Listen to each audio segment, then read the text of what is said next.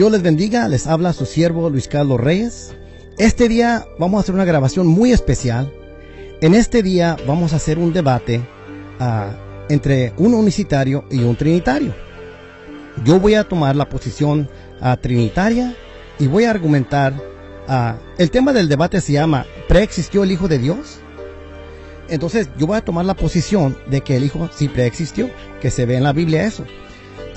Mi oponente, y ahorita se va a introducir en unos cuantos minutos, se llama Víctor Manuel Banda. Él va a argumentar la posición que el Hijo no preexistía. Entonces, cada quien va a presentar su evidencia y vamos a ver qué es lo que dice la Biblia. Pero déjame hablar un poquito de mí. Yo soy, como dije, persona trinitaria. Yo creo que el Hijo preexistió. Creo en absolutamente un solo Dios. No creo en 3 dioses, ni 2 dioses, ni un Dios en pedazos. No creo en un anciano con un jovencito, así como los dibujan a veces. Yo creo que Dios es absolutamente un solo ser. No tiene pedazos, no está dividido. Y tampoco digo que está compuesto, porque decir que está compuesto implica que son partes que se unen. La segunda cosa que quiero decir es que cuando hablamos de un ser infinito, tenemos que tomar en cuenta que nosotros somos seres finitos, con mentes limitadas, y es muy difícil tratar de razonar, entender las cosas de un ser infinito. Tenemos que tomar eso en cuenta. Soy miembro del CID, del Centro de Investigaciones Religiosas. Es un ministerio que es apologético y trata con hablar de las sectas y hablar de los peligros de las sectas, básicamente. Ustedes pueden visitar la página del internet en defensadelafe.org. Les saludo en el nombre del Señor Jesucristo desde el país de México, Ciudad de México, capital del país. Mi nombre es Víctor Manuel Banda, soy apologista cristiano y soy ministro del Evangelio. Agradezco al señor Luis Carlos Reyes por haber propuesto y aceptado este debate. Creo que el tema del debate que tenemos por delante es uno de los temas más debatidos a lo largo de la historia. Desde el siglo II se ha venido complicando unificar el cristianismo en la descripción de la naturaleza de Dios. ¿Es Dios un ente personal singular o 3 personas constituyen su ser? La grieta doctrinal de la Trinidad y la doctrina de la unicidad que nos mantiene divididos a los cristianos se discutirá hoy. El tema de Trinidad y unicidad se vincula al tema central de nuestro debate, que es sobre la pregunta: ¿preexistió el Hijo de Dios? Y el día de hoy voy a defender la verdad sobre la imposibilidad de que Jesucristo, el Hijo de Dios, haya existido como persona antes de su nacimiento virginal. Mi deseo es que todos los trinitarios escuchen este debate sin prejuicios dogmáticos y sin preferencias, y abran su corazón y su mente a la posibilidad de una nueva visión sobre este tema. Para aquellos que deseen saber más sobre mi ministerio, pueden visitar mi página web en www.enfasisenlaverdad.org. Al finalizar este debate, ustedes como audiencia decidirán cuál es la mejor explicación para describir la naturaleza de Dios como persona. Que Dios les bendiga. Para pensar en este debate, quiero que pongan mucha atención. Mi oponente acaba de hacer una declaración y quiero que pongan mucha atención. Dijo, ¿es Dios un ser singular o 3 personas? Esa pregunta, como está describida, presupone que un ser no puede ser 3 personas. Entonces, cada trinitario cree que Dios es un ser, pero solamente porque dice que son 3 personas, no quiere decir que es más de un ser. Entonces, tiene que poner mucho cuidado a toda la terminología que se dice. Vamos a empezar. Deseo que tengamos en mente que el propósito para este debate es el de tratar con el tema de la preexistencia del Hijo. Aún es un tema amplio y solo tenemos un tiempo fijo corto para tratar con el tema. De todas maneras, haremos lo mejor posible para tratar con el tema que tenemos. La obligación mía es el probar la posición de que alguien llamado el Hijo preexistió antes de nacer de la Virgen, y también refutar los argumentos de mi oponente. Mientras la obligación de mi oponente es probar la posición de que alguien llamado el Hijo no preexistió antes de nacer de la Virgen, así como también está de acuerdo Víctor, y también refutar los argumentos que yo levante. Ahora, quiero que entiendan esto. Una cosa que deseo que tengan en mente es algo que mi oponente seguramente va a argumentar en este debate. Y es algo que se ve mucho cuando hablamos con los unicitarios y también con otras personas que niegan la preexistencia del Hijo. A lo que me refiero es la práctica de insertar presuposiciones teológicas a la argumentación, especialmente cuando se habla del tema de la preexistencia del Hijo. Por la mayoría, los unicitarios hacen esto por hacer una de dos cosas. La primera, yo le llamo la táctica de decir que el Hijo solo era un concepto en la mente de Dios. Cuando se presenta algún texto donde se observa que el Hijo preexistía a la encarnación o la creación, la posición unicitaria usualmente insiste convenientemente que por necesidad el referente real del Hijo en tal pasaje no existía realmente, pero que aquí el Hijo era solo un concepto, pensamiento o plan en la mente de Dios. Sea un texto donde se habla del Hijo antes de la encarnación o creación, o sea algún texto donde se habla proféticamente del Hijo. De esta manera, intentan negar que el Hijo realmente preexistió ontológicamente en tales pasajes, porque según ellos, solo preexistía como un concepto o plan en la mente de Dios. ¿Cómo se refuta este argumento? Bueno, como este es un argumento que seguramente voy a ver de mi oponente, lo voy a refutar de antemano. Esta idea se refuta fácilmente por demostrar que solo porque Dios piensa de algún concepto en su mente, de algún referente, antes de la encarnación, eso no quiere decir o demanda, ni requiere, ni prueba que tal referente de ese concepto no pudo haber realmente existido en el momento que Dios pensó de ese concepto, y menos prueba que tenía que ser solo un concepto inanimado y abstracto, y así robándole de su ontología y existencia real. Por ejemplo, considere el siguiente texto, en Ezequiel 34, verso 11. Ezequiel 34, verso 11.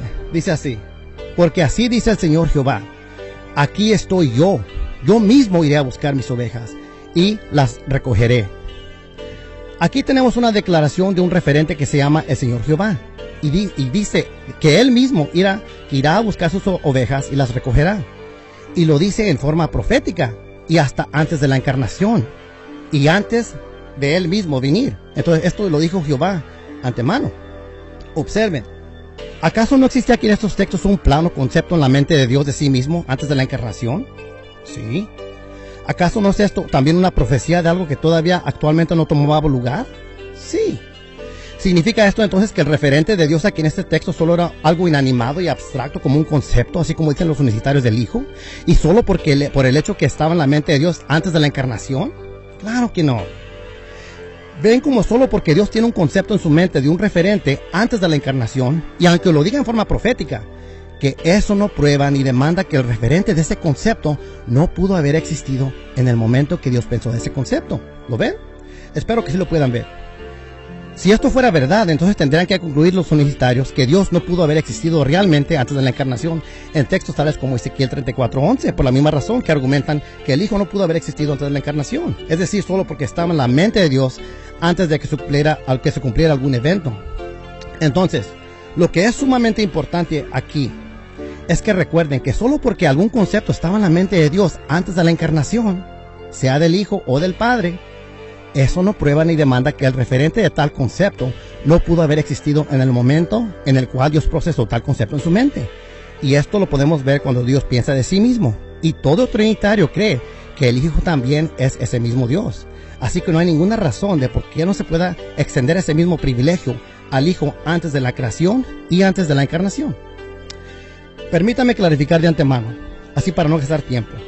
Yo como trinitario también creo que el Hijo era un concepto en la mente del Padre antes y durante el evento de la creación, igualmente con el evento de la encarnación. Pero como dicen en inglés, so what? O sea, ¿eso qué tiene que ver con si existía realmente o no ese referente? Solo porque se piensa de un referente no quiere decir que no existía el referente. Si los unicitarios dicen que el Hijo estaba en la mente del Padre durante el evento de la creación, ¿cómo prueba eso que el referente real de ese Hijo no existía en ese momento que se pensó de Él? Y solo del hecho que el Padre tenía un concepto del Hijo en su mente. Eso no lo prueba. Lo que se ve claro como el agua es que los unicitarios ya vienen a las Escrituras con la presuposición que les han enseñado de que el Hijo no pudo haber existido antes de la encarnación y antes de la creación. Bueno, hay otro argumento que ellos levantan, y este es el argumento número 2, y este se llama, es otra táctica, yo le llamo la táctica de negar a toda costa lo que está escrito en blanco y negro. Consideren esto. Cuando se presenta algún texto donde explícitamente habla del Hijo y donde se enseña que el Hijo preexistía la encarnación o la creación, la práctica común de la posición universitaria es la de completamente negar lo que tales textos dicen lingüísticamente en blanco y negro. Aunque se diga explícitamente que se habla del Hijo, normalmente inserta la presuposición de que no se puede referir al Hijo, sino que se tiene que referir a la divinidad del Padre que estaba encarnada en el Hijo. Y esto aunque el texto diga explícitamente que habla del Hijo y no del Padre. Rotundamente niegan lo que el texto mismo dice. Entonces estén en alerta para ver de mi oponente, que aunque el texto diga claramente y explícitamente, no lo va a poder aceptar así como está escrito, sino que va a tener que reinterpretar el texto con anteojos universitarios para insertar su presuposición de que el Hijo no pudo haber existido antes de la creación o antes de la encarnación. Bueno, vamos a entrar a los textos porque el tiempo se nos va muy rápido. El primer texto que les quiero mencionar es una sección de texto. Abran sus Biblias, se localiza en Colosenses capítulo 1 del verso 12 al 17. Colosenses capítulo 1, verso 12 al 17.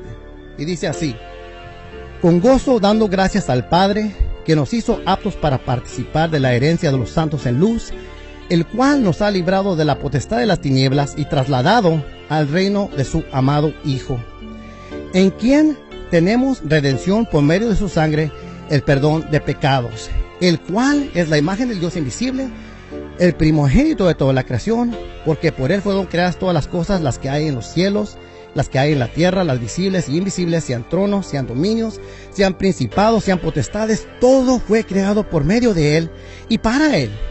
Y el verso 17 nos dice, y él es antes de todas las cosas. Ahora, vamos a analizar este texto cuidadosamente.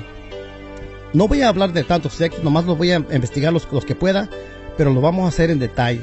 Bueno, en el verso 14 se usa el pronombre relativo ho, y nos señala que sigue hablando y refiriéndose al mismo Hijo. Perdón, vamos a empezar en el verso 13. Vamos a empezar en verso 12 para estar seguros. Verso 12 para estar seguros. Donde dice, con gozo dando gracias al Padre. Bueno, ahí se identifica a alguien, se llama el Padre. Bien. Dice que este Padre nos hizo aptos para participar de la herencia de los santos en la luz. Bien. En el verso 13 dice has. Aquí se usa el pronombre relativo y nos señala que sigue hablando del Padre que acabo de mencionar. No hay problema, todo está bien. Dice, el cual nos ha librado. Donde dice que nos ha librado, se usa el verbo eurisato, es aoristo, el indicativo, enfatizando el hecho del evento que ya ocurrió en el pasado. Y el hecho de librarnos de la potestad de las tinieblas y traslado al reino de su Hijo amado. Bueno, ya nos trasladó. Donde dice su Hijo amado, observen que dice tu huias teis agapes, de su Hijo amado. Observen que aquí ahora se habla del Hijo. Y de aquí en adelante continúa a poner la atención sobre alguien que se llama el Hijo. Pero hagamos esta pregunta aquí. ¿Se habla aquí solo de un Hijo conceptual en la mente de Dios o se habla aquí de un Hijo ontológicamente real y actual? Bueno, para contestar la pregunta, ¿cuándo fue que realmente nos libró el Padre de la potestad de las tinieblas y nos trasladó al reino de su Hijo amado? ¿Cuándo?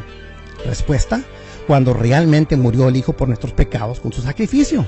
Ese sacrificio de ese Hijo no era solo un sacrificio conceptual o ideal en la mente de Dios, sino que era un sacrificio de un Hijo real. Y por lo tanto, aquí en este contexto estamos hablando de un Hijo real, no de un Hijo conceptual en la mente de Dios.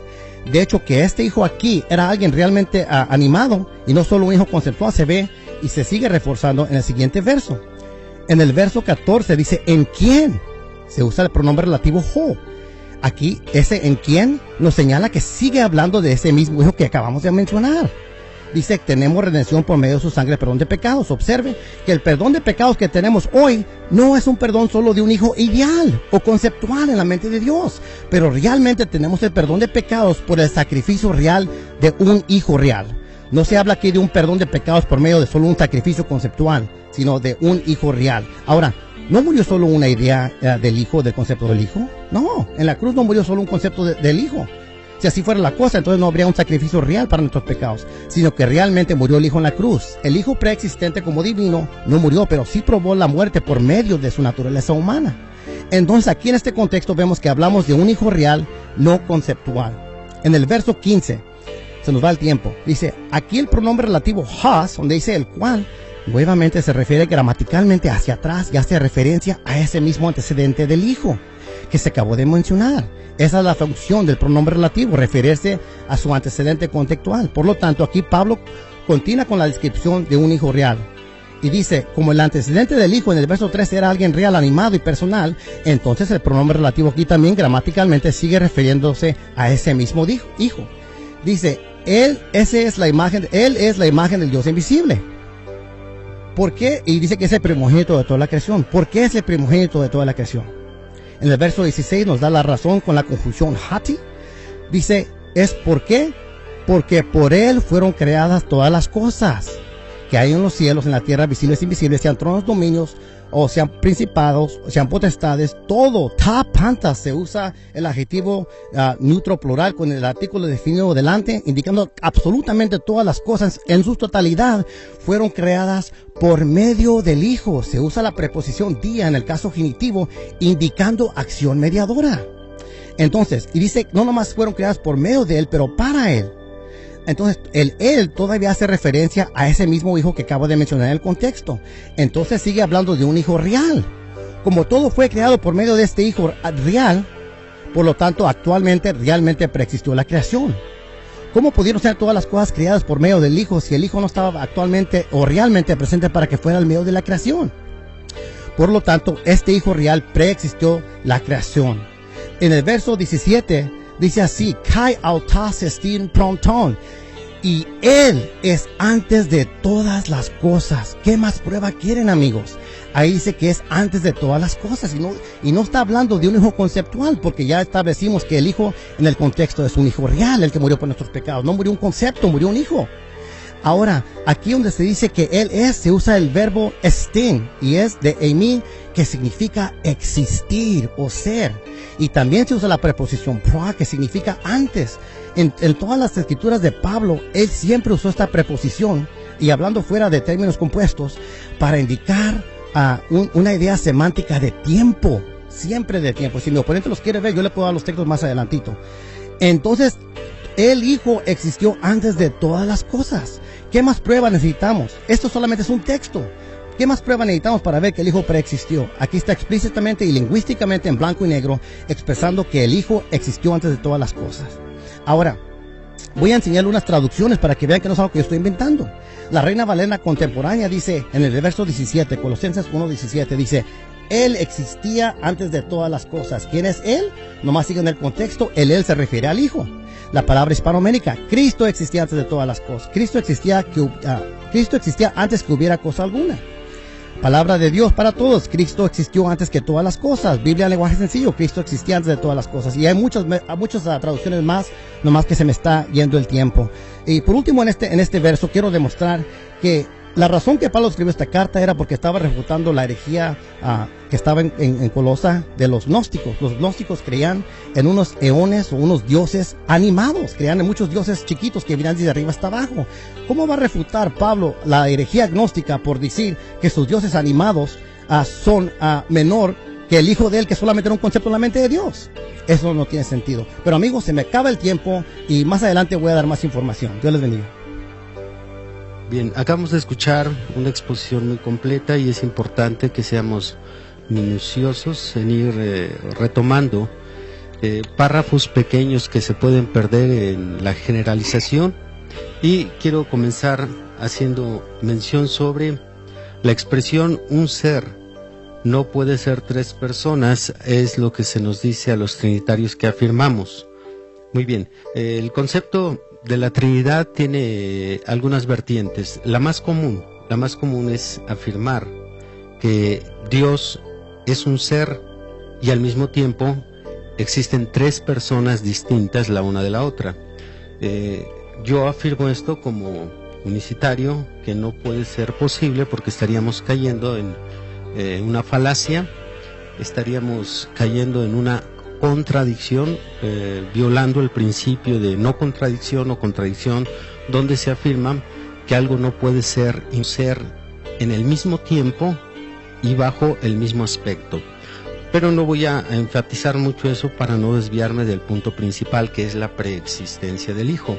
Más bien quisiera señalar algunas de las oraciones principales donde ahorita el señor Luis Carlos Reyes nos acusa de presuponer. Principalmente hay muchas presuposiciones teológicas.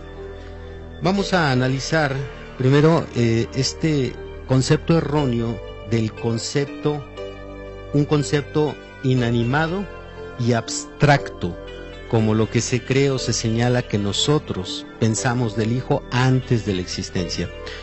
Tenemos que entender que cuando hablamos del pensamiento de Dios o la palabra de Dios, no puede ser el mismo nivel o estar al mismo nivel que el pensamiento y la palabra de un hombre. Podemos señalar dentro de las expresiones o dentro de los pensamientos humanos algo abstracto, algo que no tiene cuerpo, no tiene materia, no tiene esencia, no tiene poder, no tiene substancia. Mas no podemos dar esa misma definición al pensamiento de Dios.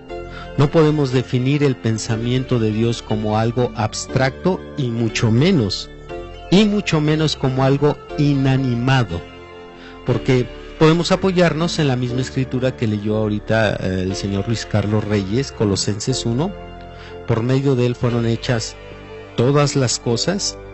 Por tanto, si nosotros mantenemos esta línea y esta visión de que Jesucristo, de acuerdo a San Juan 1:1, solo era el Logos, sin añadir, sin ayudarle a ese verso, sino dejarlo tal como está, en el principio era el Logos, aquel Logos no entra en una categoría de algo abstracto ni inanimado.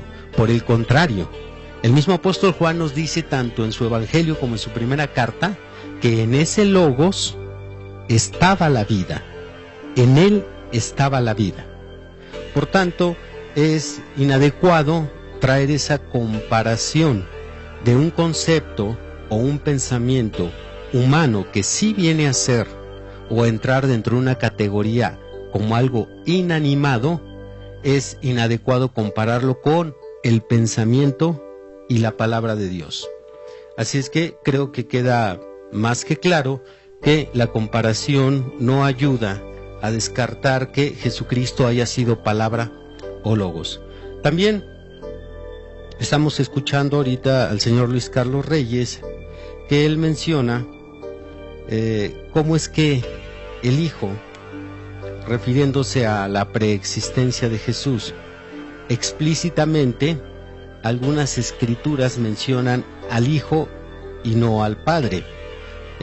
Claro está que todas las escrituras que acabamos de escuchar de esa supuesta preexistencia del Hijo, las escrituras que acabamos de escuchar todas están en el Nuevo Testamento.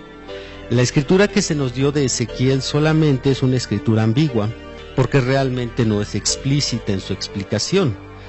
Más bien, el punto de apoyo fuerte que acabamos de escuchar, todas entran dentro del Nuevo Testamento.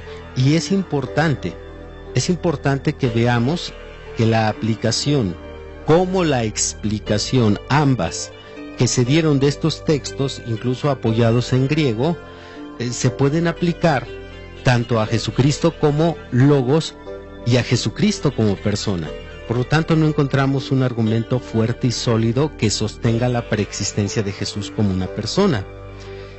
También se nos menciona acerca de la existencia del Hijo, se mencionó el pronombre Hos, que hace referencia a alguien anterior como persona. Yo solo quisiera agregar sobre lo que es apoyarnos en algunas palabras griegas, las cuales creo que este tipo de traducciones son excelentes. Sin embargo, cualquier lingüista, en este caso podemos saber por parte del señor Luis Carlos Reyes, que es un experto en exégesis bíblica, él sabe muy bien que las palabras son polisémicas. Estas admiten diferentes interpretaciones. Así es que solo podemos darle validez a esta interpretación del pronombre Hos si es que este viene sustentado o apoyado por el contexto. Y referente a lo que es todas las referencias que nos da de Cristo antes de todas las cosas, escuchamos varias escrituras que citó. Todas las referencias que escuchamos, todas son dentro de la existencia de Jesús ya como persona. Ninguna referencia, ustedes pueden revisar la grabación con calma, y ninguna referencia que escuchamos de antes de todas las cosas, ninguna fue citada del Antiguo Testamento. Por lo tanto, esta sería mi refutación a lo que es la exposición del señor Luis Carlos Reyes. Bueno, la primera cosa que nos dijo Víctor es que era una falacia creer que Dios es un solo ser y tres personas. Dice que hace una contradicción a la ley de no contradicción en la lógica, pero no me ha explicado cómo es. Yo no estoy diciendo que Dios es un Dios y tres dioses. No estoy diciendo que es tres personas y una persona. Eso sí es una contradicción. Estoy diciendo que es un ser que es tres personas. Pero lo que está haciendo Víctor es que está definiendo una persona como un ser humano. Y es el problema, que se imagina tres seres. Entonces, esa es la primera cosa. La segunda cosa que está mencionando, dice que, hablando de logos, que el logos no me quedó muy claro. Dice que no es animado o que es animado. Entonces, quiero que clarifique si yo por animado quiero saber que tiene vida, o sea, que es algo vivo. Digo esto porque la mayoría de los unitarios no creen eso, entonces quiero que clarifique eso. La segunda cosa es que dice que me he basado en el Nuevo Testamento. Bueno, como dije en inglés hace rato, so what? ¿Eso que tiene que ver con nada? Una de las reglas más básicas de la hermenéutica es que siempre interpretamos el Antiguo Testamento a la luz del Nuevo Testamento, porque el Nuevo Testamento es el cumplimiento del Antiguo Testamento. Muchas de las profecías del Antiguo Testamento no se entendieron completamente hasta que nos llegó la luz del Nuevo Testamento. Entonces, para mí, eso no es un argumento. Eso solamente es una queja. Pero entonces yo quería saber si para él, cuando dice, el texto dice que él es antes de todas las cosas, dice que se refiere a un hijo real, está bien, pero lo que está ignorando es que en el verso 16 dice que todas las cosas fueron creadas por medio de él. Él era el mediador de esa creación. ¿Cómo pudo ser el mediador de la creación si el hijo no estaba presente para crear esa creación? No dice que todo fue creado por medio de la idea del hijo. Dice que todo fue creado por medio del Hijo. Y se usa la preposición día con el caso genitivo, que indica agencia mediadora. No hay ningún modo para negar esto. No está diciendo el texto que todo fue creado por medio de un concepto. Eso es obvio. Eso no dice el texto. Dice que todo fue creado por medio de Él. ¿Quién es Él? El Hijo. Y para estar más seguros, en el verso 17 dice, y Él existía antes de todas las cosas. Yo quiero saber si para mí el texto está claro, en blanco y negro. Dice que Él existía antes de todas las cosas, y aquí todas las cosas en este contexto es la creación, es la totalidad de la creación, porque se usa el adjetivo con el artículo definido neutro, indicando la totalidad de toda la creación fue creada por medio del Hijo. Y es por esta razón que los gnósticos, los eones gnósticos, no son nada comparado al Hijo. ¿Por qué? Porque el Hijo es el creador de todo. De lo invisible, de lo visible, es Él, antecede toda la creación. Y por lo tanto es por esta razón que Pablo está refutando la idea gnóstica. No está refutándolo a los gnósticos por decir, ¿quieren saber quién es Jesús? Eres el primer concepto que tiene Dios en su mente. ¿Qué tipo de refutación es esa? Eso no es lo que está diciendo Pablo. Pablo está enfatizando la existencia absoluta del Hijo, y esto está probando, amigos, que el Hijo preexistía la creación. Eso no se puede negar. También les quisiera mencionar un texto rápido. Les quiero mencionar un texto de Juan, capítulo 1, verso 14, 15, verso 18, 29, 30 y 34. Aquí es donde habla el Bautista y dice, y el Verbo se hizo carne y habitó entre nosotros, y vimos su gloria como del unigénito del Padre, lleno de gracia y de verdad. En el verso 15 dice que Juan dio testimonio de él, clamando, diciendo, este era el que yo decía, el que viene después de mí es antes de mí, porque era primero que yo. Y después, acá abajo dice, Él le ha dado a conocer. El día siguiente dice que vio a Jesús que venía hacia Él, y dijo, he aquí el Cordero de Dios. En el verso 30 dice, este es de aquel en que yo dije, después de mí vino un hombre que es antes de mí, porque era primero que yo. Y en el verso 34 dice, este es el Hijo de Dios. Entonces Juan el Bautista dice que el Hijo de Dios era antes de él. Pero Juan Bautista actualmente nació 6 meses antes que Jesús. Entonces, ¿cómo es que el Bautista dice que Jesús era antes que el Bautista, cuando Lucas 1, 24 al 31 nos dice que el Bautista nació antes de Jesús, ¿cómo es que el Bautista dice que existía antes que él? Y eso es el término imperfecto en, que describe una existencia continua, así como nos recuerda de Juan 1:1. Entonces aquí voy a terminar. ¿Por qué dice Juan el Bautista que el Hijo, siendo el Cordero de Dios, existía antes que Juan, si Juan nació actualmente 6 meses antes que Jesús? ¿Cuándo existió el Hijo antes del Bautista? Ustedes díganme. Para mayor comprensión de mi exposición, donde afirmaré que no es posible que el Hijo de Dios haya preexistido como persona, o dicho de otra forma, que Jesucristo exista o existía junto al Padre antes de su nacimiento virginal, nos apoyaremos principalmente en la Biblia y en la razón. Y al mencionar la razón, me refiero a la facultad que Dios nos dio para evaluar entre lo correcto e incorrecto. La razón mencionada en 1 de Pedro 3:15, facultad a la cual el apóstol Pablo apela para demostrar diferentes verdades bíblicas.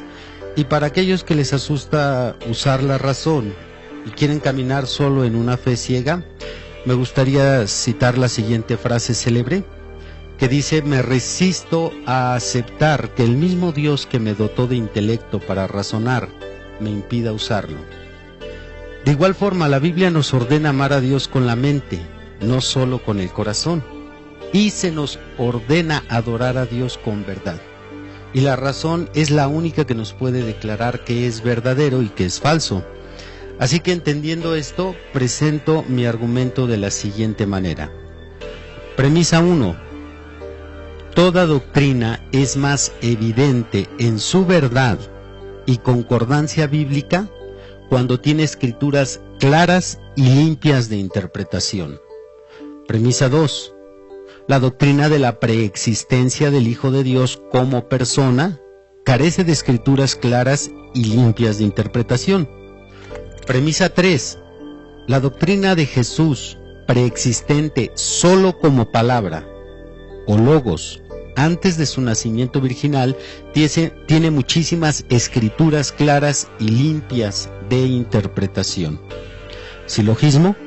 Por tanto, la doctrina de la preexistencia del Hijo de Dios es extremadamente dudosa e incierta para ser una doctrina evidenciada por la Biblia con claridad, mientras que la doctrina de la preexistencia de Jesucristo como palabra o logos es más evidente en su verdad y concordancia bíblica.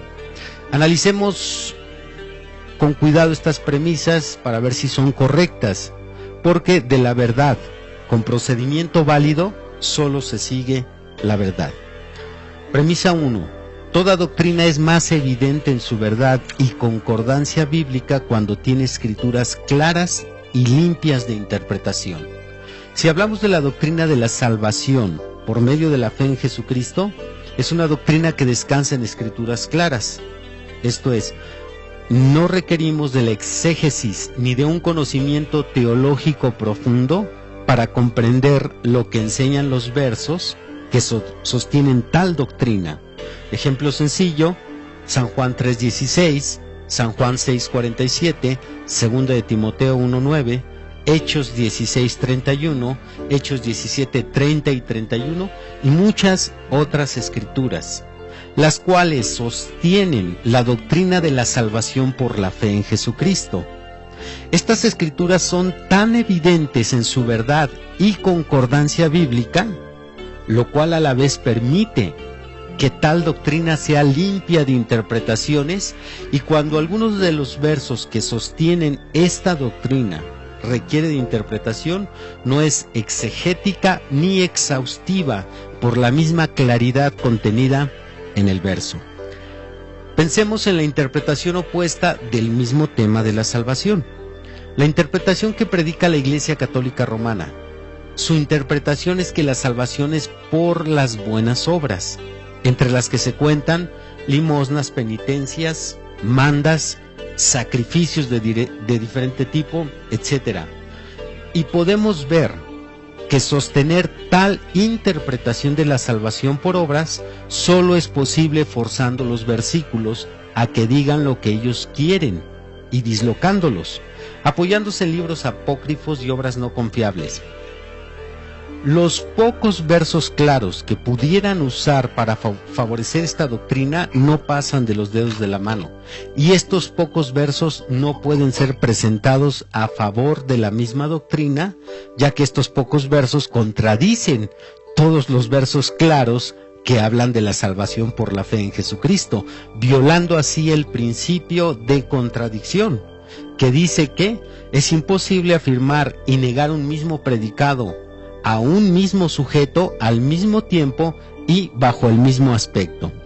Sin embargo, si presentamos la doctrina de las buenas obras frente a la doctrina de la salvación por la fe en Jesucristo, las Escrituras hablan por sí mismas. No necesitamos ayudar a la Biblia a que ella pruebe su verdad. Para la salvación por la fe en Jesucristo encontramos un torrente de versos y capítulos que dejan por sentado tal verdad con versículos claros y limpios de interpretación, no así con la doctrina de la salvación por medio de las buenas obras. Premisa 2. La doctrina de la preexistencia del Hijo de Dios como persona carece de escrituras claras y limpias de interpretación. De la misma manera que la doctrina de la salvación por obras, la doctrina de la preexistencia de Jesucristo como persona carece de un sustento escritural con versos claros y limpios de interpretación. Por el contrario, los versos que usa esta doctrina son borrosos y su interpretación se pierde en el subjetivismo, causando así que tales versos y pasajes dentro de este tema sean sumamente ambiguos. Tomemos de ejemplo dos de los versículos más usados por aquellos que afirman que existe una Trinidad y en particular, ya que es el tema de nuestro debate, por aquellos que descansan en estos versos la interpretación de que el Hijo de Dios preexistió como persona. Tenemos Génesis 1:26 con la palabra hagamos, donde el trinitarismo alega que el Padre hablaba con el Hijo. En algunas interpretaciones trinitarias hablaba con los dos, el Hijo y el Espíritu Santo. La prueba de la gran ambigüedad de este versículo es que este versículo admite un mínimo de 3 interpretaciones que se han usado y discutido en debates históricos que se han hecho desde el siglo II hasta nuestros días, como el enfrentamiento contra los monarquianos, o Tertuliano contra Praxias, Hipólito contra Calixto, etc. Podemos decir que ni leyendo superficialmente el verso, ni interpretándolo exhaustivamente, nos ofrece una revelación objetiva. Y de igual forma, otro versículo muy usado es el verso 1 del capítulo 1 de Génesis, donde se dice que la palabra Elohim, de donde se traduce en ese verso la palabra Dios, es una palabra plural, en donde pretenden los trinitarios colocar a las 3 personas. Pero cuando recurrimos a la sintaxis bíblica, nos damos cuenta que tal verso no queda libre de una interpretación exhaustiva y que existen buenos argumentos para dejar dudosa la interpretación trinitaria sobre este versículo, argumentos que me gustaría usar para debatir a los trinitarios en otra ocasión. Como estos versos, hay muchos más versos que son sumamente ambiguos y que son los que apuntalan la doctrina de la preexistencia de Cristo como persona. Es importante no cometer el error, como muchos trinitarios lo hacen, que para respaldar la supuesta preexistencia de Jesús como persona se usen escrituras proféticas del Antiguo Testamento, ya que las escrituras proféticas solo describen la futura existencia del Hijo de Dios como persona, mas no su existencia en el momento en que se dio la profecía. Para hablar de la preexistencia de Jesucristo en el Antiguo Testamento, argumentar con profecía es como cometer un anacronismo y por lo tanto una falacia.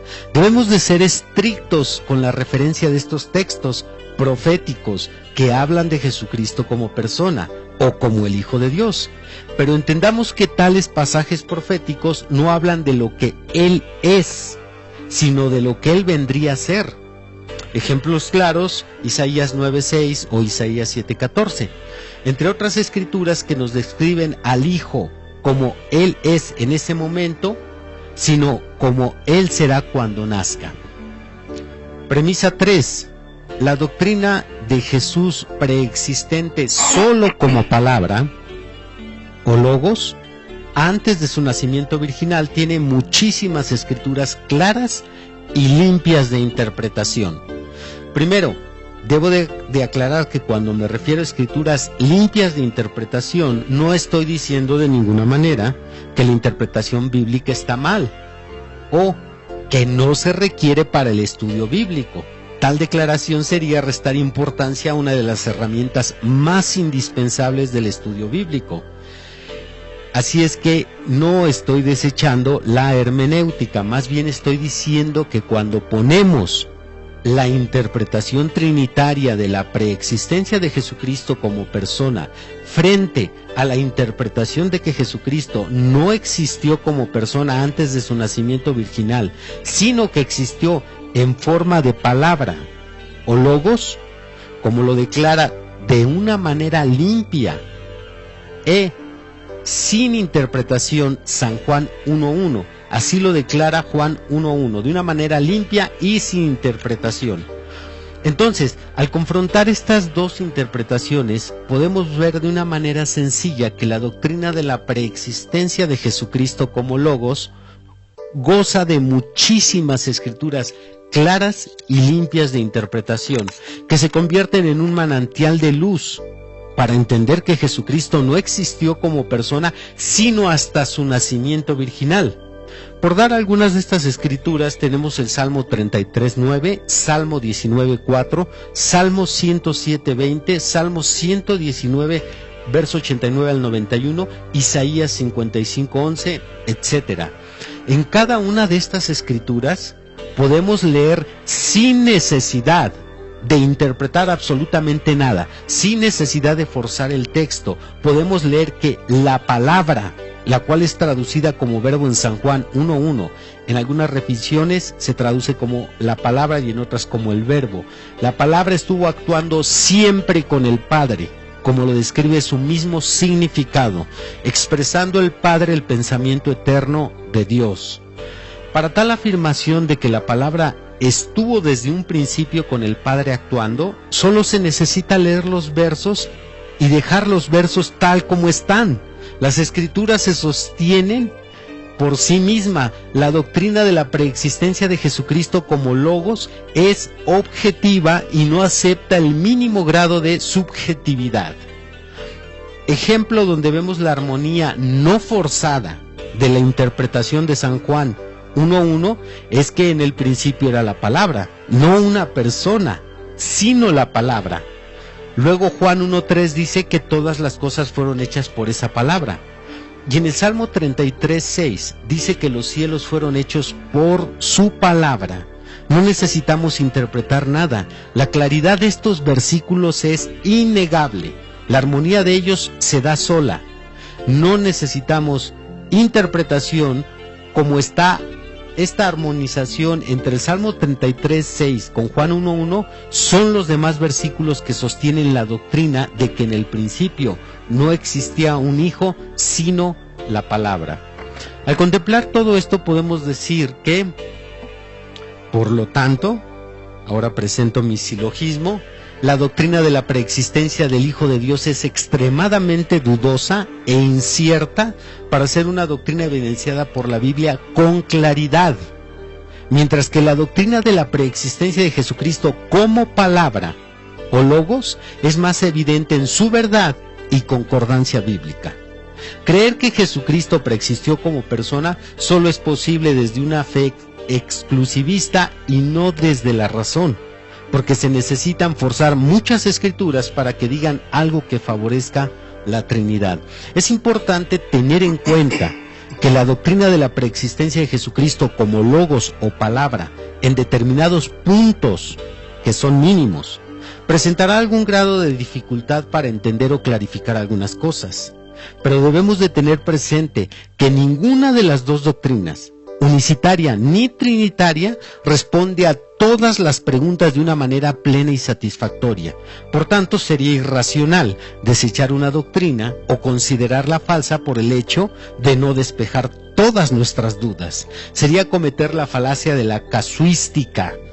Más bien, con la luz que se nos ha concedido de lo alto y con un razonamiento deductivo sobre la claridad que puede presentar la exposición de una de estas dos doctrinas, debemos de ser humildes y honestos y reconocer cuál de las dos doctrinas es más convincente, por ser más clara y más limpia de interpretaciones en los versículos que las sostienen. Así que invito a todo trinitario a que evalúe sus creencias considerando seriamente lo expuesto, para que exista una armonía con la fe de su corazón y con su razonamiento hacia las Escrituras. Dios les bendiga.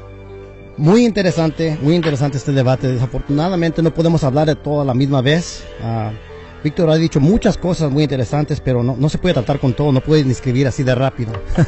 Entonces, correcto sí es que hay muchos versos que hay en la Biblia que dicen muchas cosas, pero yo quiero saber qué es lo que significa este verso.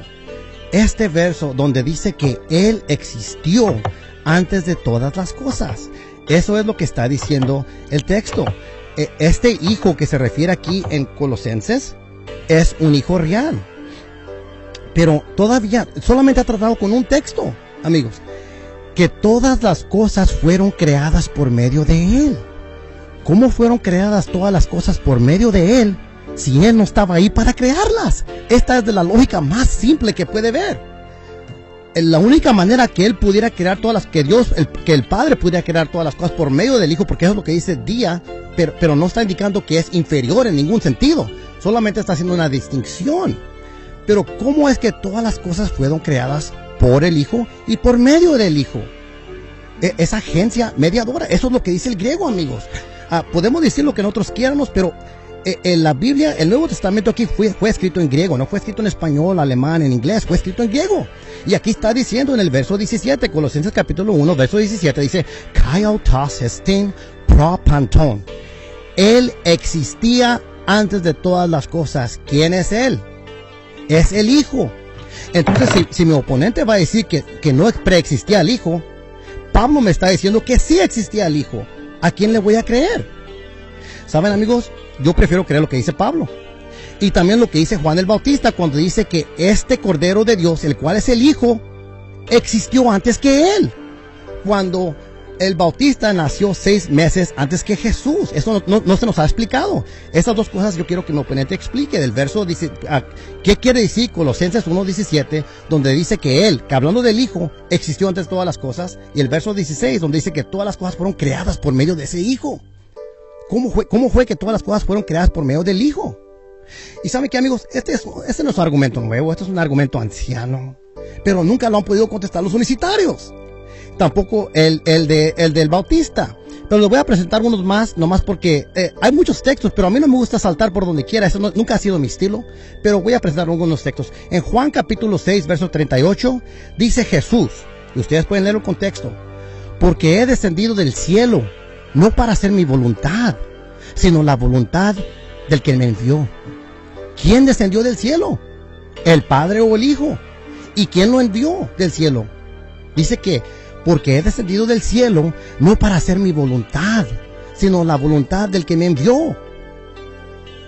Dice mi oponente que no hay textos claros. Pues bueno, para mí este soy muy claro. Aquí dice que él descendió del cielo no para hacer su voluntad, sino la voluntad de lo que él envió. Yo creo lo que dice literalmente. No tengo por qué bailar y buscar otro significado.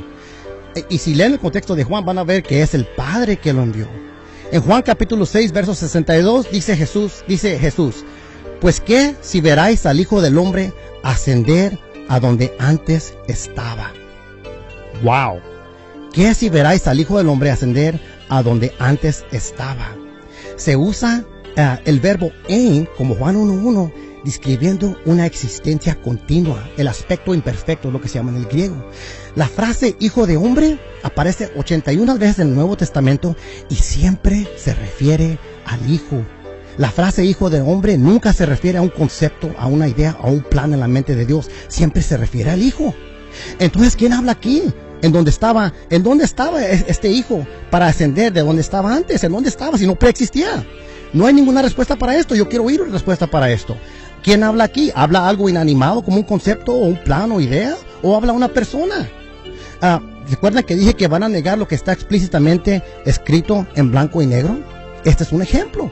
Juan 17:5. Y ahora, Padre, y ahora dice, glorifícame tú, Padre, junto a ti, con la gloria que tenía contigo, parasoi, desde antes de que el mundo existiera. Dicen, bueno, es que el Cordero fue inmolado desde antes de la fundación del mundo. Mira, lo que yo quiero decir es esto. Yo creo que el Cordero de Dios tenía dos naturalezas, una humana y una divina. La humana obviamente no existió, y ese es el caso de Apocalipsis. Pero hasta los unicitarios creen que el Hijo traía una naturaleza divina y que preexistía, pero no como el Hijo, como el Padre. Es lo que ellos creen. Pero aquí dice, y ahora glorifícame tú, Padre, junto a ti, al lado de ti, dice el griego, parasel tú, con la gloria que tenía contigo antes del que el mundo existiera. Ahora al lado de ti, no me estoy refiriendo a dos seres, a dos entes. Solamente estoy describiendo lo que el griego dice. Esto es lo que dice el griego, yo no lo estoy diciendo. El Hijo del Hombre siempre es el Hijo, no es el Padre. Entonces, en este texto para mí se ve muy claro que el Hijo del Hombre preexistía. Hay textos también como el de texto de Filipenses capítulo 2, versos 5 al 10, donde dice que no consideró ser igual a Dios. ¿Cómo es que, y después tomó la forma de hombre? ¿Cómo es que no consideró ser igual a Dios? ¿Acaso un concepto, algo inanimado pudo considerar? Esto de considerar solamente una persona puede ser, amigos. Entonces, amigos, los voy a dejar aquí con el texto del Bautista que dice que este es el que es, dice, Hati Protas Bu'ein. Lo que está diciendo es que el Cordero de Dios, como el Hijo de Dios, ya existía desde mucho más antes que el Bautista. Y como realmente nació el Bautista al menos 6 meses antes que el Hijo, entonces esto está demostrando que el Hijo preexistió. ¿Qué más prueba? Porque existen muchísimos versos, nomás que no tengo el tiempo para pasarlos todos, pero si no se han tratado ni con unos de esos textos, ni especialmente con Colosenses, que habla de la creación de todas las cosas, no sé hasta dónde vamos a llegar, porque el texto me dice que todas las cosas fueron creadas por medio del Hijo. Eso es lo que dice el contexto. ¿Cómo fueron todas las cosas creadas por medio del Hijo si el Hijo no estaba presente para crearlas, amigos? Cosas que tienen que considerar. Usted dice que no existió como persona, pero Colosenses 1:16 dice que sí, que era el Hijo. Entonces es una cosa que quería identificar. Otra cosa que quería hablar, menciona que cuando se habla de profecías del Antiguo Testamento, que es una falacia que no podía existir, yo demostré que eso no es correcto, porque también se hablan profecías del Padre, antes de que se cumplieran las profecías, y obviamente eso no quiere decir que no existía el Padre. Eso lo expliqué desde el principio. Usted dice que hay textos que no son claros, que son borrosos. Esa es su opinión, yo no creo esto. Aquí Colosenses 1:17 es uno de esos versos que para mí es clarísimo como el agua. Dice, Él existía antes de todas las cosas. Ahí hay muchos más versos. Nomás quería preguntar qué es lo que... otra cosa, hablando de logos. Usted dice que el logos era una palabra, pero la tercera cláusula de Juan 1:1 me dice que el logos era Dios. Obviamente, yo no creo que Dios es una palabra. Al menos usted crea que Dios es una palabra. Yo creo que Dios es un ser omnipresente. La tercera cláusula me dice que el logos era Dios. Y en Apocalipsis 19:13 me dice que el logos es un nombre. Y es el nombre que se le da al Hijo. Usando el Nuevo Testamento como la nueva luz para dar luz a lo pasado, vemos que logos también es un nombre, pero eso se les pasa mucho a mis amigos unicitarios. Cuando leemos todo el contexto de Juan 1, podemos ver que ese logos se hizo carne. No dice que se tapó con carne, dice que se hizo carne. Ese Dios tomó carne en la persona de Jesús y vimos su gloria como lo unigénito que está en el seno del Padre. Seno, si es la palabra kolpos, siempre significa una relación íntima. Hay varios significados de kolpos, pero ninguno le da a este contexto solamente uno de una relación íntima. Se usa el participio presente on, que indica una relación continua desde el pasado, una relación continua por toda la eternidad entre el Hijo y el Padre. Ahora, si me quieren refutar esto, quiero que me refuten del griego, porque yo les estoy explicando qué es lo que dice el tiempo del participio presente en Juan capítulo 1 verso 18, y también el imperfecto ein, en donde habla, dice que el Bautista, que hati protas mu'ein, que este Cordero de Dios, siendo el Hijo de Dios, era primero que Él. Esto es lo que yo quiero saber. Entonces, amigos, con eso termino. Muy bien, acabamos de escuchar la refutación del señor Luis Carlos Reyes, y como se dieron cuenta, casi no pudo argumentar nada en contra de las premisas que yo presenté, las cuales favorecen que la doctrina de la unicidad tiene mucho más claridad, tiene mucho más transparencia, está más limpia de interpretaciones, no se requiere un exégesis para entenderla, lo cual le da favor o favorece en su caso para poder ver con más sencillez que la doctrina de la unicidad es más aceptable y menos complicada que la doctrina interpretativa de la Trinidad. Sin embargo, ahorita una de las cosas que más subrayó el señor Luis Carlos Reyes es Colosenses 1:17, el pasaje de Juan el Bautista, donde él menciona que Jesús es antes de él. Todas estas escrituras que él nos da es queriendo reforzar que el Hijo de Dios existió antes. Pero aquí hay que entender algo muy importante. No se está debatiendo si Jesús existió antes o no, porque los unicitarios también creemos que Jesús existió antes. Aquí lo que se está debatiendo es en qué posición, cuál era en este caso la situación o la postura ontológica de Jesús antes, si él era una persona o era el Logos. Es lo que estamos discutiendo. Por tanto, si se afirma en Colosenses 1:17 que él es antes de todas las cosas, yo digo amén. Si Juan dijo, el Bautista dijo que él era antes que mí, yo digo amén a aquello.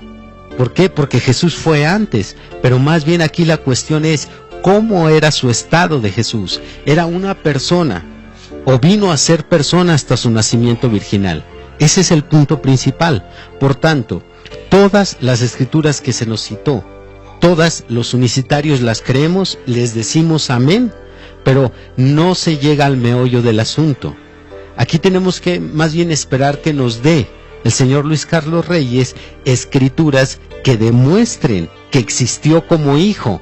El hecho que diga que existió antes y que se aparezca la palabra hijo, eso no prueba de ninguna forma que él era persona, porque es llamado Jesús, tanto en Hebreos 1 como en Juan 1:1, la palabra, el verbo y el hijo.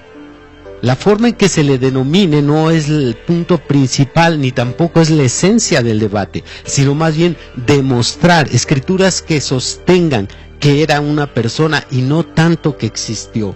Así es que pudiera decir que el hecho de que se nos citen 100 escrituras y se demuestre que Jesús y se mencione el Hijo existió, claro que existió, pero ese Hijo no era carne, sino era palabra.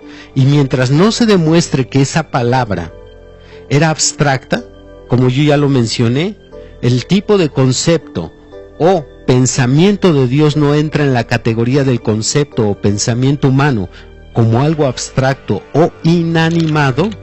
Por el contrario, la palabra, Jesús dice en San Juan 6, mis palabras tienen vida. La palabra de Dios no es una palabra abstracta ni inanimada. Esta sería mi refutación al señor Luis Carlos Reyes.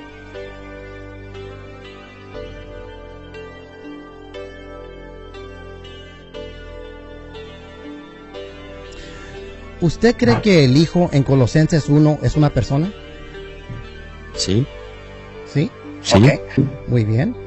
¿Usted cree que el Hijo en el capítulo 1, verso 17 es una persona? Amén. ¿Sí? Sí. Y donde dice el texto que todas las cosas fueron creadas por Él, ¿usted cree que todas las cosas fueron creadas por el Hijo, una persona? No. Creo que fue creada por Él, mas no por una persona. Ok, pero me acabó de decir que el Hijo era una persona. ¿Correcto? En el momento en que se está hablando ahí Pablo de Él. En Colosenses capítulo 1, verso 17, ¿el Hijo era una persona o no? Si hablamos de un versículo específico, el versículo 17, sí era una persona. Ok, entonces donde dice que Él, el Hijo, existió antes de todas las cosas, ¿existió la persona del Hijo antes de todas las cosas, sí o no? No. Ok, recuerda que yo dije que iba a negar a toda costa lo que está en blanco y negro. Es mi opinión que ahorita lo está haciendo, pero está bien, vamos a movernos para otro texto. Donde dice aquí en Juan capítulo 6, verso 38, porque he descendido del cielo no para hacer mi voluntad, sino la voluntad del que me envió. ¿Quién descendió del cielo, el Padre o el Hijo? ¿El Hijo? ¿Y quién lo envió? El Padre. Entonces, ¿el Hijo aquí es una persona? En la tierra sí. ¿Y cuando descendió del cielo, descendió como persona?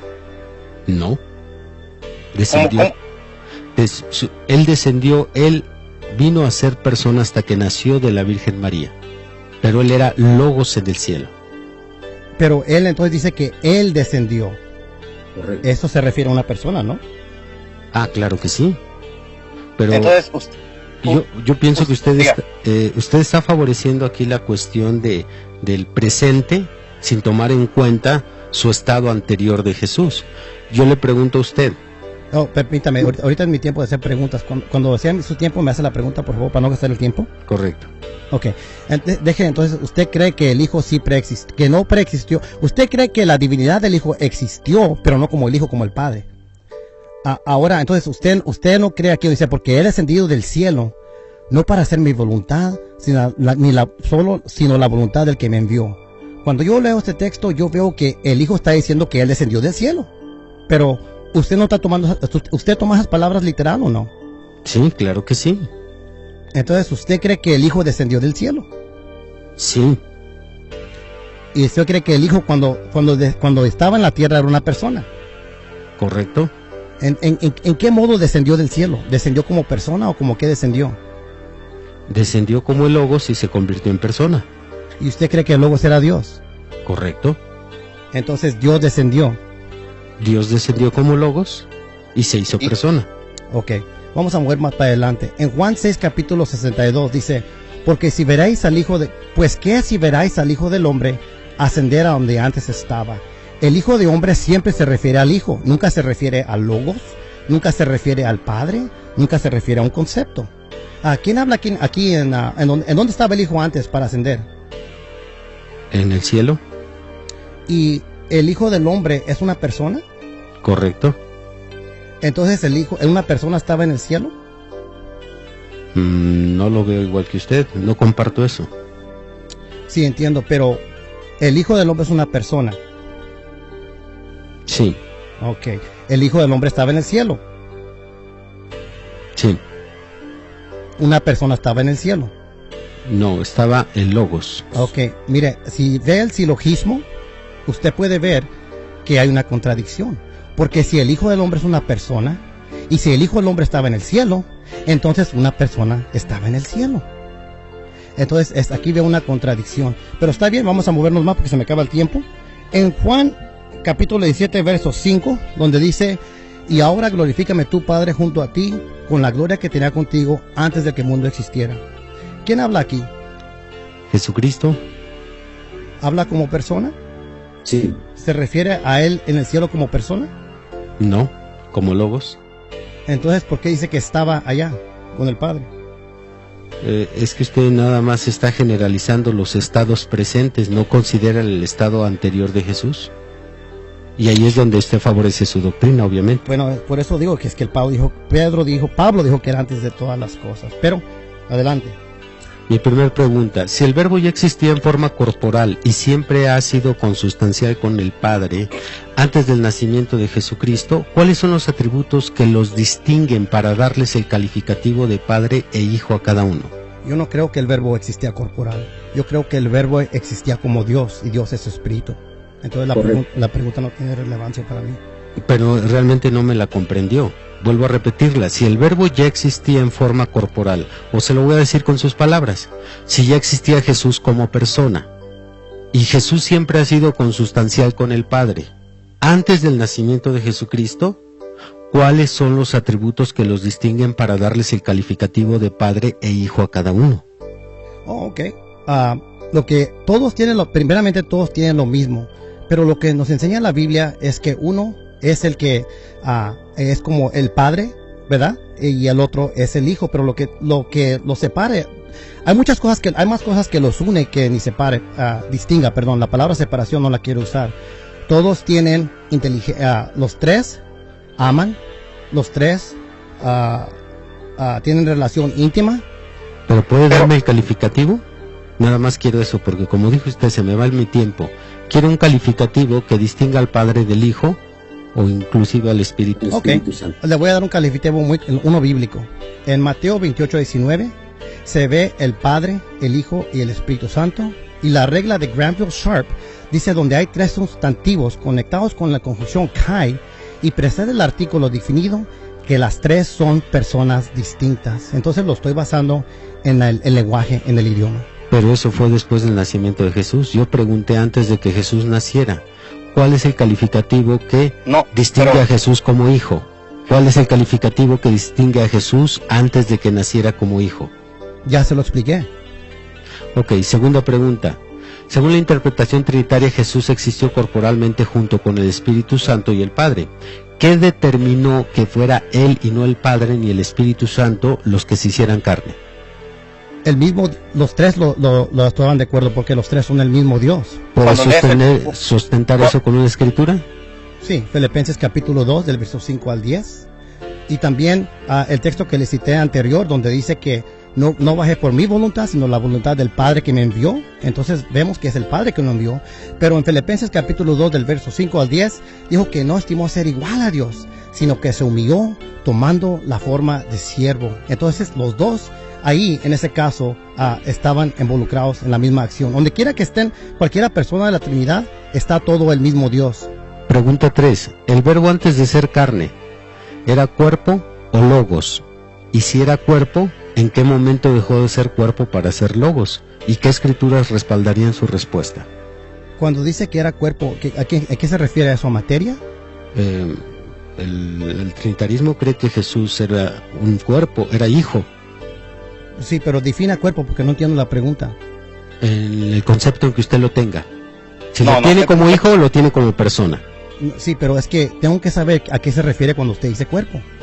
Ok, no hay problema. Le voy a dar a usted la decisión de que elija qué tipo de cuerpo o qué tipo de persona. Mi pregunta sería en concreto, si era esa persona, ¿en qué momento fue persona y en qué momento dejó de ser persona para ser logos? Y luego, ¿en qué momento volvió a ser logos para ser persona? Ok, logos y persona es lo mismo para mí. Yo demostré en Apocalipsis 19:13 que logos es un nombre para el Hijo. Y entonces cuando yo cuando hablo de logos, me refiero al Hijo, pero no era conocido como el Hijo antes, sino era conocido como el Logos. Apocalipsis 19:13, el logos es nombre propio, pero estamos hablando de su entidad, su ontología, su ser. Sí, pero solo porque es un nombre no quiere decir que no puede ser un ser ontológico. Parece que está haciendo agregando el símbolo lingüístico con el ser ontológico. Yo no hago eso. Pregunta 4. ¿Perdió Jesucristo en su nacimiento atributos divinos? Por poner un ejemplo, la omnisciencia. ¿Y si los perdió, entonces podría decir que dejó de ser Dios en su estancia en la tierra? Absolutamente no. Esa es la teoría de Kenosis, que el Hijo dejó de ser Dios. Así como usted tampoco cree que el Padre dejó de ser Dios cuando tomó carne, en la misma manera yo tampoco creo que el Hijo dejó de ser Dios, sino que decidió no usar esos atributos de deidad, dependiendo totalmente en el Padre, para enseñarnos. Pregunta 5, ¿puedo hacer mi última pregunta? Sí, diga. ¿Cuál de las dos personas que forman a Dios quedó con los títulos que ambos comparten? En el caso del Salmo 23 y de San Juan 10:11, ¿cuál de los dos es el pastor de la iglesia? Los dos es el mismo pastor de la iglesia. Como le enseñé el texto del principio, yo mismo iré a salvar mis ovejas, y vino Jesús. Sí, mira, tiene que entender que para mí, o para todo trinitario, el Hijo y el Padre y el Espíritu Santo son el mismo ser. Son el mismo ser, no son tres diferentes seres, no son tres partes de ser, pero creemos que hay cosas de Dios que no podemos entender completamente. Entonces nosotros creemos que Dios es absolutamente un solo ser. Y cuando me dice una pregunta, ¿quién es esto? ¿Quién es ese? Yo digo que es el mismo Dios. Son el mismo y son distintos. Sí, y distintos me refiero a que hay algo disimilar por entidad. Identidad no me refiero a ontología. Ok, ahora estamos entrando en una área muy, muy técnica y muy difícil, pero ya se nos acabó el tiempo. De acuerdo, fue un placer. Amén, amén. Gracias. amigos, como vemos, estas preguntas no son fáciles, son preguntas muy difíciles y tenemos que analizar estas preguntas porque son preguntas buenas. También mi oponente tiene que analizar las preguntas que yo hago y si estas cosas se hacen con calma, se tienen que estudiar, se tienen que seguir. No es fácil contestar preguntas, eso todos sabemos. Pero amigos, todos hacemos esto para la gloria del Señor y para entender pues las cosas de la Biblia. Entonces, amigo Víctor, muchas gracias. Dios le bendiga. Gracias por tener este debate conmigo. A ver si podemos hacer otro en el futuro. ¿Cómo la ve? Claro que sí, también para mí fue un placer poder haber compartido, intercambiado estos puntos de vista y pues esperemos que tanto su exposición como la mía edifique a nuestros oyentes. Así es que pues le dejo a la audiencia la decisión sobre todo lo que se habló para que ellos analicen, lo lleven en oración y lo analicen sobre todo a la luz de las Escrituras y saquen sus conclusiones. Amén. Bueno, Dios le bendiga, Víctor. Que Dios le bendiga a toda la audiencia. Hasta luego.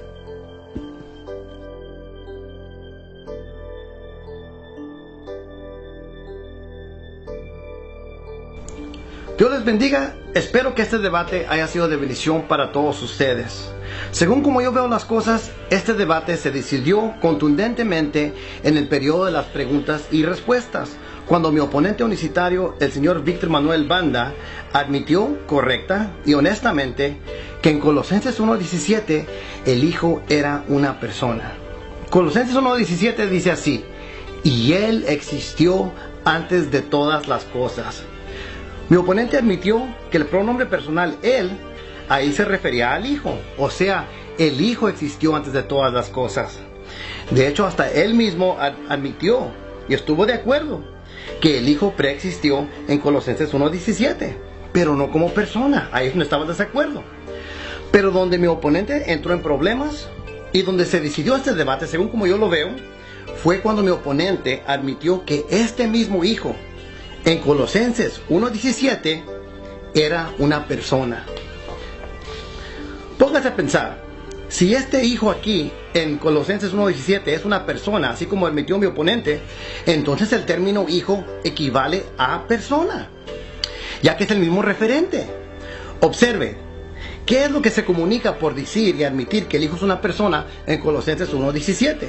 El texto dice así: y Él, siendo el Hijo o persona, como admitió el señor Banda, existió antes de todas las cosas. Esta conclusión completamente refutó y destruyó la posición unicitaria, la cual niega que el Hijo no preexistió como una persona. Es una violación de la ley de no contradicción decir que el Hijo es una persona en Colosenses 1:17 y después cuando leen el texto que no les gusta decir que no es una persona en ese mismo texto. O es una persona en Colosenses 1:17 o no es una persona en Colosenses 1:17, pero no puede ser ambas. Otro lugar donde mi oponente entró en un problema fue cuando hablamos del texto de Juan capítulo 6 verso 62. Ahí donde hablamos de la frase el Hijo del Hombre, la cual se refiere al Señor Jesucristo. En la Biblia la frase Hijo del Hombre siempre se refiere a una persona. Aparece 81 veces en el Nuevo Testamento en el singular, Hahuias tu anthropo, el Hijo del Hombre. Aparece 81 veces y siempre se refiere a una persona. Nunca es el caso que se refiere a algo no persona. Bueno, mi oponente entendió esto y él admitió que en ese texto el Hijo es una persona, el Hijo del Hombre es una persona. También admitió que el Hijo del Hombre estaba en el cielo. Pero póngase a pensar, si el Hijo del Hombre estaba en el cielo y si el Hijo del Hombre es una persona, entonces por lógica una persona estaba en el cielo. Es como decir, el señor Banda estaba en su casa. El señor Banda es una persona. Por lo tanto, una persona estaba en su casa. Negar que una persona estaba en el cielo es como negar que una persona estaba en su casa. La lógica es irrefutable, amigos. El Hijo de Dios preexistió como persona en el cielo antes de descender a la tierra, y esto completamente destruye la doctrina unicitaria, la cual niega que el Hijo preexistió personal antes de toda la creación. Mi posición ha sido probada y defendida, y no vi nada del lado de mi oponente que haya probado su posición de que el Hijo de Dios no preexistió como persona. En este debate se hablaron de varias cosas, pero decidí tratar solamente por la mayoría, solo con el tema específico de este debate, que el Hijo de Dios preexistió antes de su encarnación, y no solo como algo animado, amigos, sino como una persona, así como he demostrado. Como yo empecé este debate, mi oponente tiene el privilegio de terminarlo. Dios les bendiga y hasta la próxima vez. Entre los puntos que impidieron que me comprendiera mi oponente, el señor Luis Carlos Reyes, sobre la visión que los unicitarios tenemos sobre Logos, son los siguientes. La referencia de Jesucristo en sus diferentes tiempos. Mi oponente citó muchas veces Colosenses 1, del 15 al 17, enfatizando que si Jesús es una persona y por medio de Él se hicieron todas las cosas y Él es antes de todas las cosas, Jesús tuvo que haber existido como persona desde antes de nacer de la Virgen. Entendamos, Jesús fue Logos en un principio, lo dice San Juan 1:1. Y un día llegó a ser persona al nacer de una virgen. Por tanto, tenemos dos estados de Jesús, uno como Logos y otro como persona. Pero el hecho de que en Colosenses 1 solo se le mencione a Jesús como hijo y no como Logos, eso no anula su estado anterior de Logos. Solo tenemos que tener presente estos dos estados que se dividen por el nacimiento virginal y ver cuándo se refiere a su estado de Logos y cuándo a su estado de persona.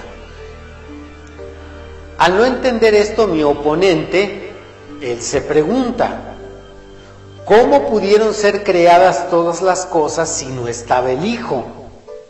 Pero sí estaba. No estoy negando la existencia del Hijo en el principio, sino que niego su estado ontológico de persona. Pero sí estuvo presente como la palabra, y por medio de esa palabra todas las cosas fueron hechas.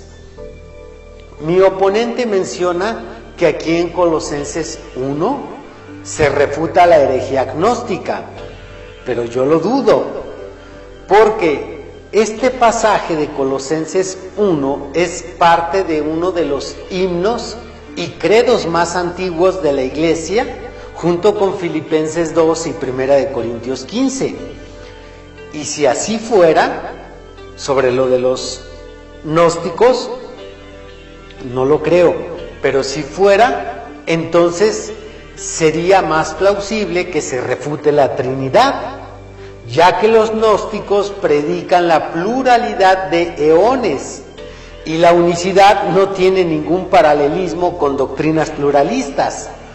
Se asemeja más la Trinidad a herejía gnóstica, ya que se cree en tres personas, mientras que los unicitarios creemos en una sola persona. En su refutación, el señor Luis Carlos Reyes no pudo demostrar que mis premisas fueron falsas.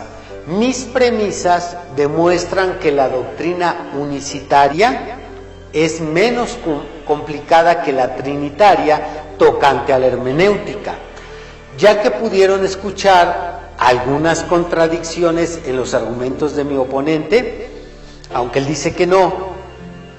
Pero, ¿cómo es posible que un ser compuesto de tres personas siga siendo un ser? Fue un placer debatir con el señor Luis Carlos Reyes, a quien considero un verdadero caballero cristiano, y esperemos que haya una segunda parte de este debate. Dios les bendiga.